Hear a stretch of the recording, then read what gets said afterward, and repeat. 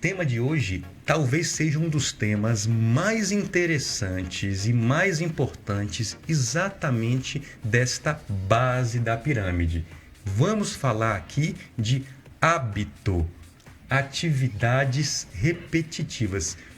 O que é um hábito? Nossa vida é composta por inúmeros hábitos, bons e ruins.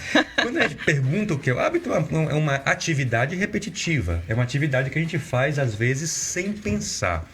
E, na verdade, é exatamente isso, mas existe uma explicação que a gente deve entender de como funciona o nosso cérebro em relação a um hábito. Pense o seguinte, existem atividades que nós fazemos todo dia, algumas toda hora, outras todo minuto, que dependem da atividade do nosso cérebro, mas não precisam de ser conscientes, né? Não é necessário ser consciente. Eu vou dar aqui um exemplo muito fácil de entender. Respirar. Respiração. Movimentar o ar para dentro e para fora dos nossos pulmões, que é o que exatamente todos que estão nos ouvindo agora estão fazendo. Isso é uma atividade absolutamente essencial, obviamente. Habitual. É habitual e que, se a gente parar agora para pensar, é uma atividade que nós fazemos sem pensar. Sim. Fazemos sem a consciência. Aliás, automático. Se nós dependêssemos de pensar para respirar, todo mundo, ao dormir, morreria.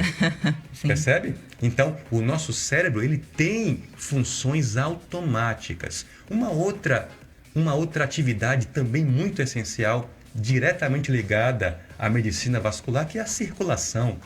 Já pararam para pensar o coração bater, as artérias pulsarem, todo o sangue circular? Isso é uma atividade também comandada por nosso cérebro. Existem centros cerebrais que comandam isso, mas que estão alheios à nossa vontade, porque tem que ser assim.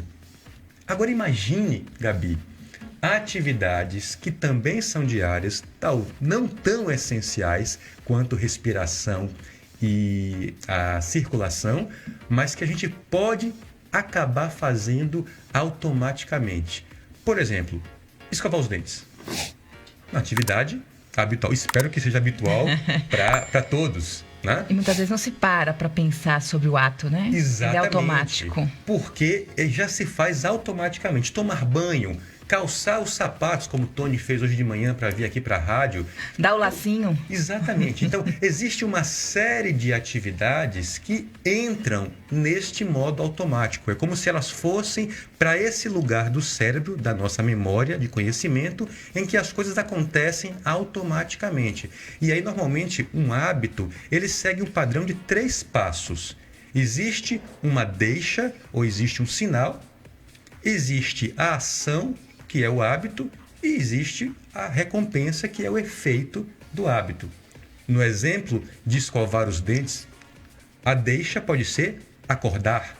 O fato de acordar já te sinaliza, mesmo inconscientemente, que você tem que se dirigir até o banheiro, botar a pasta de dente e escovar o dente. Então, o ato, a deixa é acordar ou amanhecer, depende da hora que você acorda. O ato é a escovação do dente, a recompensa é a sensação do dente limpo, a de higiene, refrescância, né? A higiene. Né? No caso do hábito de calçar os sapatos, para pegar exemplo simples, a deixa é, eu vou sair de casa, eu preciso me calçar, então isso é necessidade. O ato é calçar o sapato, e perceba que calçar, amarrar o cadarço, envolve um conhecimento, envolve uma técnica. Basta lembrar quando nós éramos crianças. As crianças que eu diga. A dificuldade que é para dar um nó. E hoje, um adulto, não para pensar em dar um nó.